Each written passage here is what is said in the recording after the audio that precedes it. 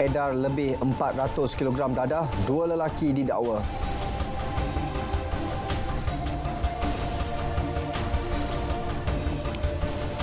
Assalamualaikum, salam Malaysia Madani. Berita tengah malam bersama saya, Sahih Samsudin. Dua lelaki dihadapkan ke Mahkamah Magistrate Ipoh atas 4 pertuduhan edar lebih 400 kg dadah.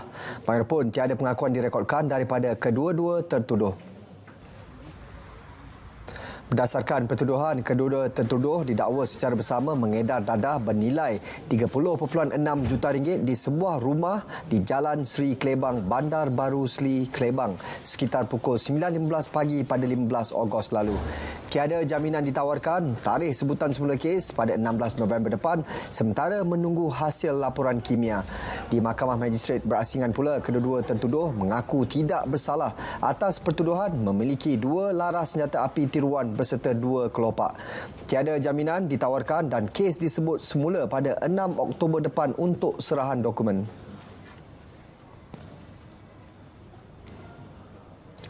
Sementara itu di Pulau Pinang, pengurus syarikat didenda RM45,000 selepas mengaku salah kemuka dokumen palsu kepada perkeso 2 tahun lalu. Hakim Zul Hazmi Abdullah menjatuhkan hukuman tersebut terhadap Muhammad Al-Bukhari Abdullah selepas lelaki itu mengaku bersalah terhadap 2 daripada 4 pertuduhan. Hakim turut memerintahkan dia dipenjara 9 bulan jika gagal membayar denda. Muhammad Al-Bukhari didakwa tidak jujur dan menipu perkeso dengan mengemukakan nama individu dalam data program Penjana Kerjaya 3.0 bagi program intensif pekerja. Sedangkan individu terbabit bukan pekerja syarikatnya. Berikutan itu, perkeso telah menyerahkan dana kira-kira RM9,000 dan RM13,000 ke dalam akaun milik syarikat tertuduh. Di Negeri Sembilan pula, kontraktor paip didenda RM8,000 oleh Mahkamah Magistrate Port Dickson kerana gagal mengemukakan penyata pendapatan dalam borang B kepada LHDN. Chio Man Keong, 44 tahun, turut dikenakan penalti khas lebih RM719,000. Mengikut pertuduhan, Chiu yang merupakan pemilik sebuah syarikat gagal mengemukakan penyata pendapatan dalam borang B bagi tahun taksiran 2020 dan 2021. Dia didakwa melakukan kesalahan mengikut Seksyen 112-1A Akta Cukai Pendapatan 1967. Pegawai pendakwa LHDN Irwan Muasyik Jantan dalam hujahannya memaklumkan tertuduh merupakan pelaku kesalahan tegar dengan membuat kesalahan berulang. Di Johor Bahru, pengarah syarikat dakwa rugi kira-kira RM6.2 juta selepas email perniagaan diceroboh. Ketua Polis Johor, Datuk Kamarul Zaman Mahmat berkata pihaknya menerima laporan daripada lelaki berusia 54 tahun itu pada 9 Ogos lepas. Lelaki itu memaklumkan menerima email daripada syarikat pembekal yang mengarahkannya membuat pembayaran ke satu akaun bank. Siasatan mendapati pada Februari 2022, syarikat pengadu telah membuat pembelian sebuah mesin dari luar negara bernilai RM6.2 juta dan telah membuat bayaran ke dalam akaun yang diberikan. Mengadu kemudian menyedari pembekal tidak menerima sebarang bayaran dan tidak pernah menghantar email mengarahkan perubahan nombor akaun. Pengadu telah menyemak email diterima dan mendapati ada perbezaan pada alamat email pengantar. Pengarah syarikat itu mengesyaki email syarikatnya telah diceroboh dan hal berkenaan menyebabkan syarikatnya membuat bayaran ke dalam akaun lain. Remaja lelaki yang dilaporkan hilang selepas dihanyutkan arus di Sungai Lubuk Batu, Kota Bahagian Rompin, semalam ditemukan lemas petang tadi. Jurucakap Jabatan Bomba dan Penyelamat Malaysia JBPM Pahang berkata mayat Muhammad Iman Daniel Azri, 14, ditemukan pasukan mencari dan menyelamat pada 6.59 petang selepas timbul 5 meter dari lokasi mangsa dilaporkan hilang. Mayat mangsa diserahkan kepada polis untuk tindakan selanjutnya. Bot fiber tanpa nombor pendaftaran ditahan kerana menceroboh dan melakukan aktiviti menangkap ikan di kedudukan 5.4 batu nautika dari barat Kuala Perlis 7.50 pagi semalam. Menurut pengarah Zon Maritim Kuala Perlis, Komander Maritim Muhammad Hashim Madzin, bot nelayan asing itu dikesan ketika rondaan op aman, op tiris di sekitar perairan Kuala Perlis. Pemeriksaan mendapati bot terbabit berpengkalan di Thailand. Dua ditahan termasuk Tekong. Kes disiasat di bawah Akta Perikanan 1985, Seksyen 15-1-A.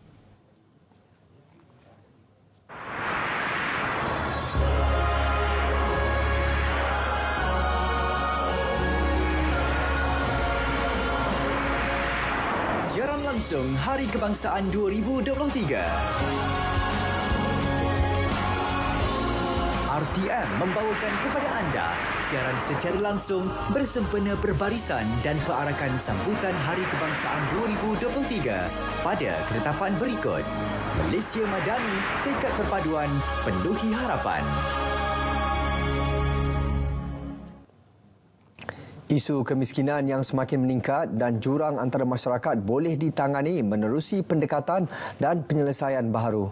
Sultan Perak Sultan Nazrin Muizzuddin Shah bertitah antara pendekatannya ialah memperkasa golongan belia dalam usaha membantu golongan muda, tua dan terpinggir untuk mengatasi halangan struktur dan sistematik yang dihadapi. Baginda bertitah Geran Anugerah Merdeka bagi penempatan antarabangsa yang diwujudkan sejak 2012 memberi peluang pada mereka yang berusia di bawah 35 tahun mencipta penyelesaian dan memacu perubahan bagi menangani beberapa keperluan negara yang paling mendesak. The grant is awarded every other year to highly qualified and deserving younger Malaysians to allow them to pursue projects at internationally recognized institutions in order to develop their own expertise and to expand their networks. In turn, this will enhance their ability to contribute positively to our society. Pada majlis itu, Sultan Nazrin berkenan mengumumkan 5 penerima Geran Anugerah Merdeka untuk penempatan antarabangsa 2023.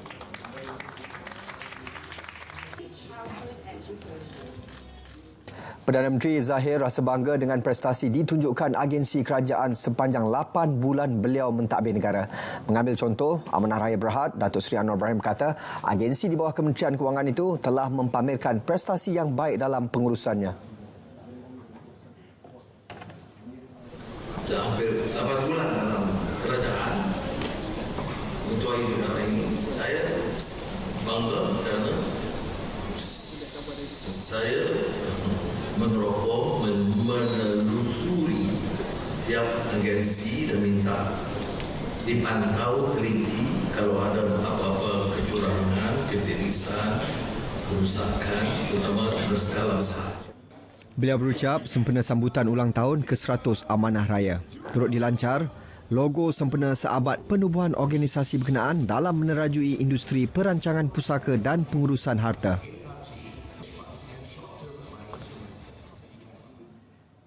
Kerajaan Perpaduan tidak pernah memaksa golongan bukan Islam untuk menghafal atau mendalami himpunan hadis 40 Imam Nawawi. Sebaliknya, modul penghayatan hadis itu hanya untuk guru serta pelajar beragama Islam. Kata Perdana Menteri, inisiatif menerbitkan semula koleksi hadis berkenaan adalah usaha untuk memupuk kefahaman agama dalam kalangan umat sendiri, terutamanya golongan anak muda. Kementerian Pendidikan pada 19 Ogos lepas melancarkan modul penghayatan hadis 40 Imam Nawawi bertujuan memupuk penghayatan hadis bermula di peringkat sekolah. Perdana Menteri turut mengharapkan penganut agama lain tidak meremeh usaha untuk meningkatkan keyakinan umat Islam kepada agama.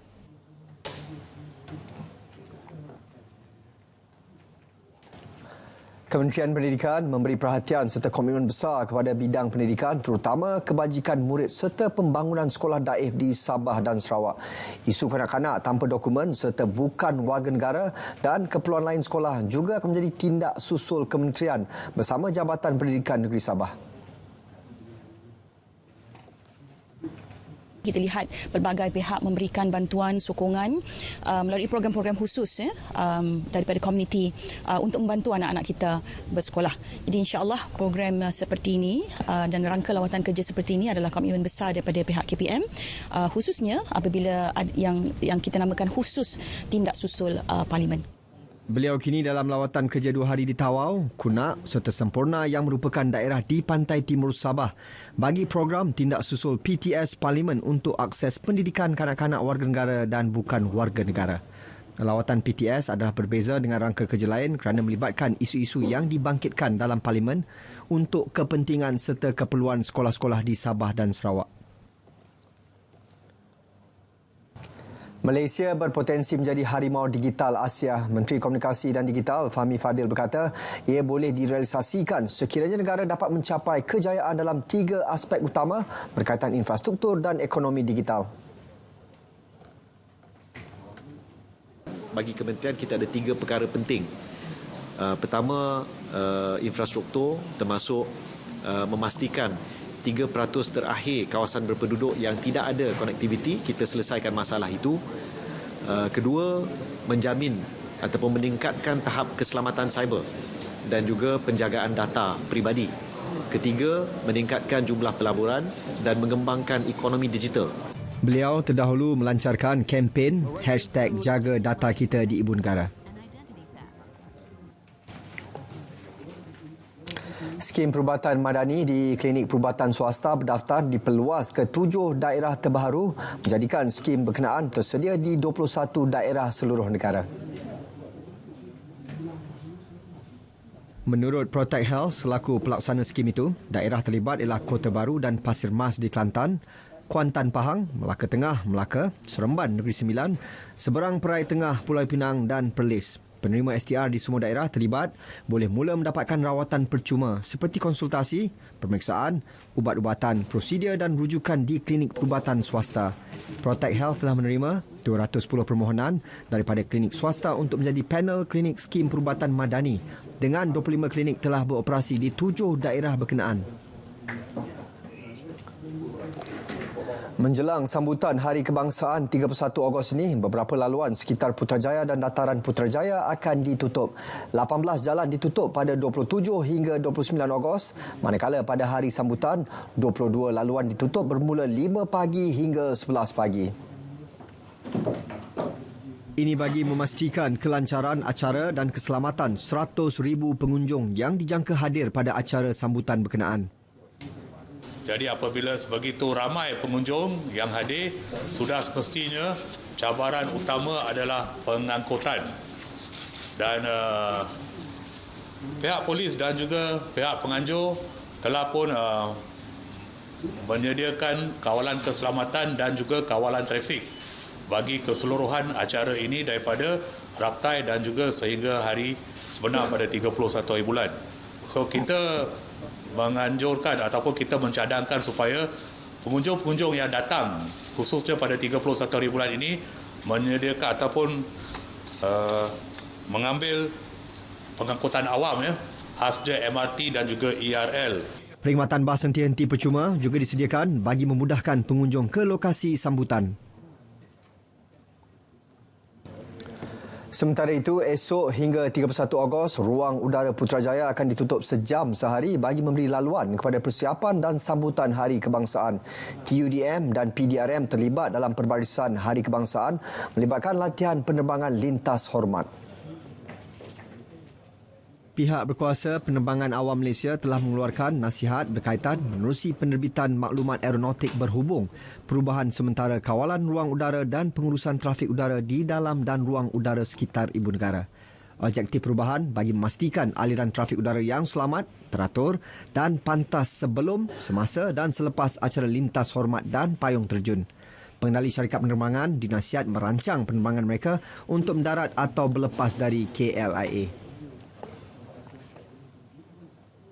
Pasukan cantas diatur gerak bagi memastikan tiada elemen gangsterisme dan kekacauan sepanjang proses pilihan raya kecil Parlimen Pulai dan Dewan Negeri Simpang Jeram. Ketua Polis Johor, Datuk Kamarul Zaman Mamat turut mengingatkan semua pihak khususnya calon dan penyokong parti politik agar berkempen secara berhemah dan bertoleransi. Dan saya juga diingatkan di sini bahawa setiap ceramah, kempen dan sebagainya akan dipantau oleh pihak polis untuk memastikan jika sekiranya supaya perkara-perkara yang tak diingini berlaku dan tak berlaku, supaya perkara-perkara yang tak diingini tidak berlaku dan juga tidak melibatkan apa yang saya sentuh tadi itu 3A. Itu yang utama dalam kempen pilihan raya nanti.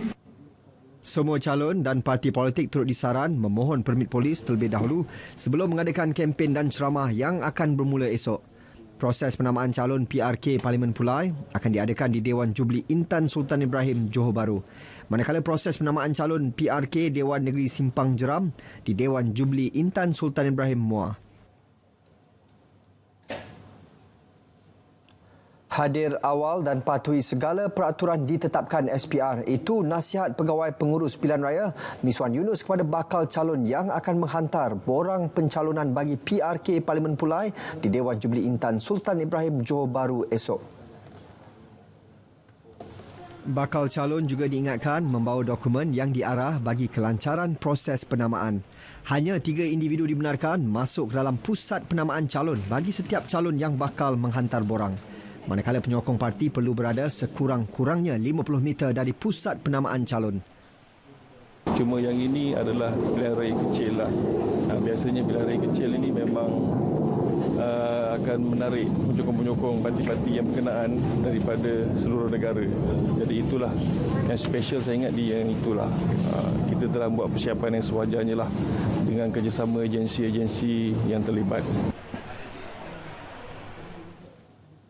Bahang pilihan raya yang baru sahaja reda di 6 negeri kini beralih ke negeri Harimau Selatan. Gelanggang merebut kerusi Parlimen Pulai dan Dewan Negeri Simpang Jeram akan bermula dengan hari penamaan calon esok. Pilihan raya bukan sekadar menyuburkan demokrasi, malah penentu masa depan dengan pemilihan calon yang tepat. Laporan Grace Aisyah Kedayan.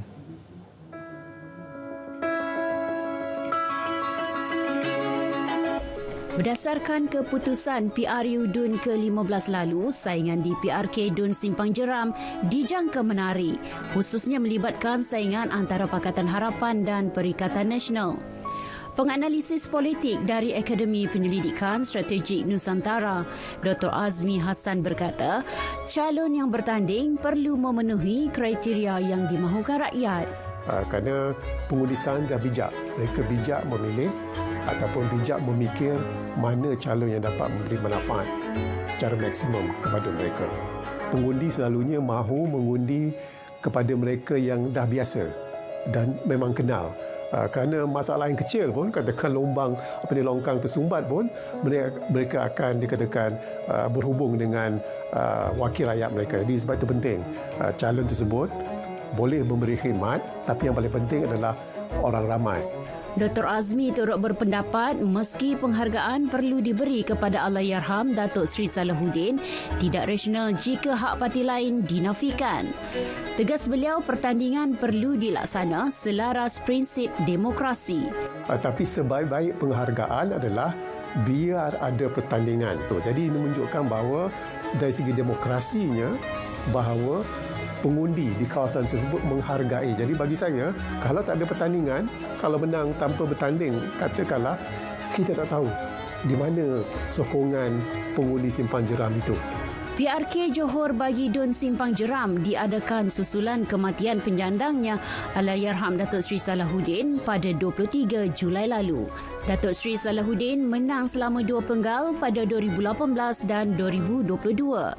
Pada PRU ke-15 lalu, Allahyarham mengalahkan calon Perikatan Nasional Zarul Saleh, calon Barisan Nasional Datuk Lokman Makdon dan calon Pejuang Mahaizal Mahmur dengan majoriti 8,749. 40,379 pengundi Dewan Negeri Simpang Jeram bakal memilih siapakah wakil rakyat yang mempunyai kredibiliti mampu membawa perubahan bukan sekadar di peringkat negeri, malah memberi impak besar di peringkat nasional seperti perjuangan Allahyarham Datuk Seri Salahuddin Ayub. Semuanya di tangan pengundi Dewan Negeri Simpang Jeram pada 9 September ini. Grace Aisyah Kedayan, Berita RTM.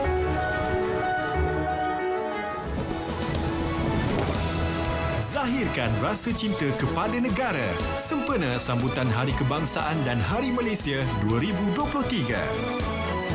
Gelorakan semangat patriotik dengan kibaran bendera, lambang kemegahan negara. Hormati jalur gemilang dengan cara pengibaran yang betul. Ayo, kibarkan jalur gemilang.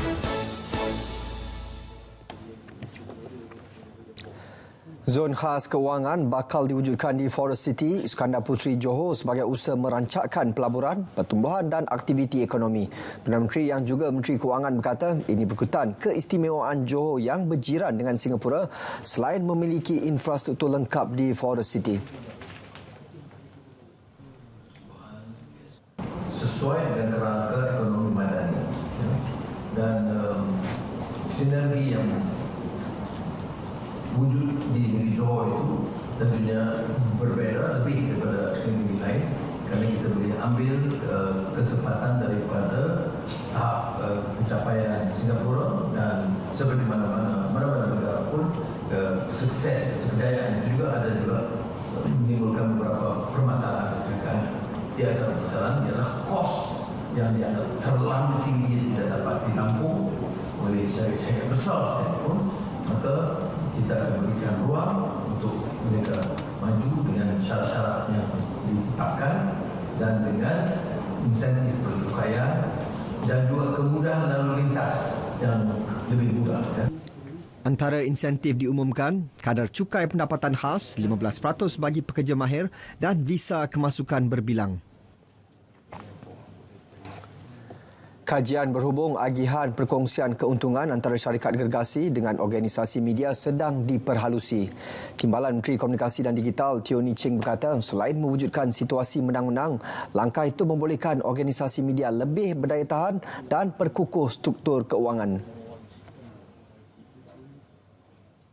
Ini juga merupakan salah satu perkara yang KKD akan mengkaji kerana kami juga nak pastikan bahawa apabila media organisation kami menjadilah content creator yang content dan produce lah content tersebut, tetapi kalau semua itu hasil daripada itu advertising go to the tech giant, it would not be fair. Saya rasa industri media ini sekarang memang menghadapi cabaran dari segi sumber kewangan mereka, oleh sebab tak dapat untuk pendapatan mereka sudah jatuh, dan oleh sebab tu kita nampak bahawa banyak yang buat retrenchment juga.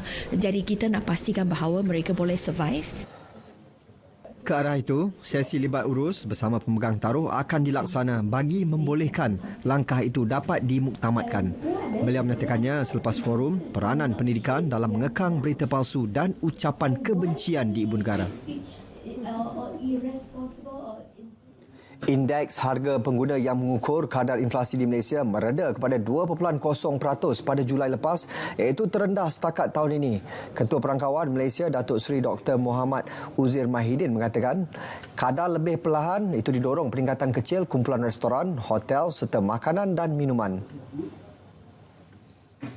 Ini diikuti kumpulan pelbagai barangan dan perkhidmatan, manakala kedua-dua kumpulan kesihatan dan pendidikan masing-masing meningkat sebanyak 2.0%. Inflasi pengangkutan merekodkan penurunan pada kadar negatif 0.4% pertama kali sejak Mac 2021. Bagi inflasi di peringkat negeri, 9 negeri mencatatkan peningkatan di bawah paras nasional. Manakala 6 negeri merekodkan peningkatan melebihi paras inflasi nasional, antaranya Sarawak, Putrajaya, Selangor dan Melaka.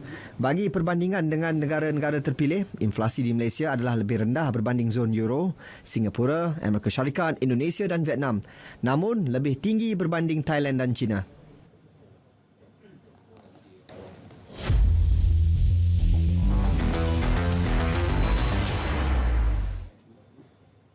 Kejohanan Badminton Dunia 2023 di Copenhagen, Denmark, kemaraan beregu wanita negara pelitan M. Tinah tersekat di suku akhir selepas ditewaskan pasangan dari China Zhang Shuxian, Zheng Yu.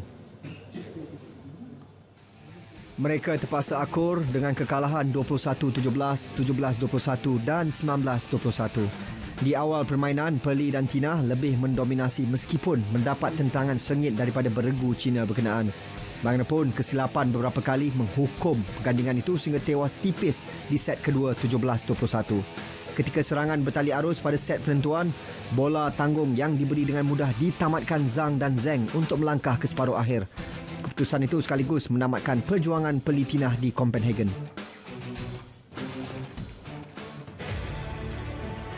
Sementara itu, turut tersingkir beregu campuran Cheng Tanji Toh Iwei. Gandingan negara mudah diatasi pasangan Jepun yang menghuni ranking kedua dunia. Yuta Watanabe dan Arisa Higashino 11-21, 11-21. Pujian tetap layak diberikan kepada pasangan negara yang tetap memberikan saingan dan tekanan kepada lawan sepanjang permainan.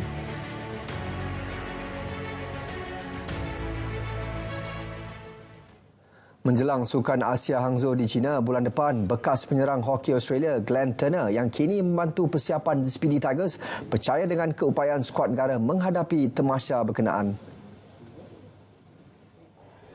Ini terbukti selepas Malaysia berjaya menduduki tempat kedua pada Piala Juara-Juara Asia ACT 2023 di Chennai, India awal bulan ini. Turner berkata pasukan kini lebih cergas, pantas dan lebih berskil berbanding sebelum ini. Disebabkan setiap kejohanan mempunyai tekanan berlainan, pemain kebangsaan perlu sentiasa positif dan yakin ketika beraksi di padang bagi mencapai keputusan cemerlang. Sementara itu, penyerang skuad hoki kebangsaan Faizal Sari mengagumi kehadiran Turner dan seorang lagi jurulatih yang juga bekas pemain Australia Kieran Garvers. Kehadiran mereka telah membantu skuad negara mencapai tahap kesediaan sehingga 80%. Juara Sukan Asia akan layak secara automatik ke Sukan Olimpik. Sukan Asia Hangzhou 2022 dijadual berlangsung dari 23 September hingga 8 Oktober ini. Kejohanan AFF B23, skuad kebangsaan bertekad untuk bangkit semula bagi melakar kemenangan ke atas pasukan tuan rumah Thailand pada aksi penentuan tempat ketiga dan keempat di Stadium Rayong Provincial esok. Meskipun gagal merebut slot ke final, ia tidak mematahkan semangat mereka untuk terus berjuang demi lencana di dada. Kapten skuad B23 Ubaidullah Samsul Fazili yang juga pemain pertahanan berkata mereka mahu membawa pulang sekurang-kurangnya pingat gangsa untuk negara. Moral pasukan dalam keadaan yang baik dan saya percaya rakan-rakan pasukan semua semangat untuk perlawanan seterusnya sebab perlawanan esok juga penting untuk kita untuk balik dengan walaupun tempat ketiga, at least kita ada satu pencapaian lah. Dan apa yang kita perlu lebihkan adalah fokus lah, kerja keras lagi untuk perlawanan esok hari sebab Thailand juga pasukan yang kuat bagi kompetisi ni. Untuk dapat kemenangan esok tu salah satu cita-cita besar juga lah. Dan saya harap kita dapat buat yang terbaik dan dapat bagi pingat gangsa lah untuk pasukan negara. Semalam, pasukan negara tewas 1-4 di tangan Vietnam pada aksi separuh akhir. Juara bertahan Vietnam jelas menguasai permainan dengan serangan bertali arus. Tamasya sukan terulung di benua Asia kini bakal beraksi. Satu hati dengan semangat kesukanan. Perjuangan dalam keharmonian.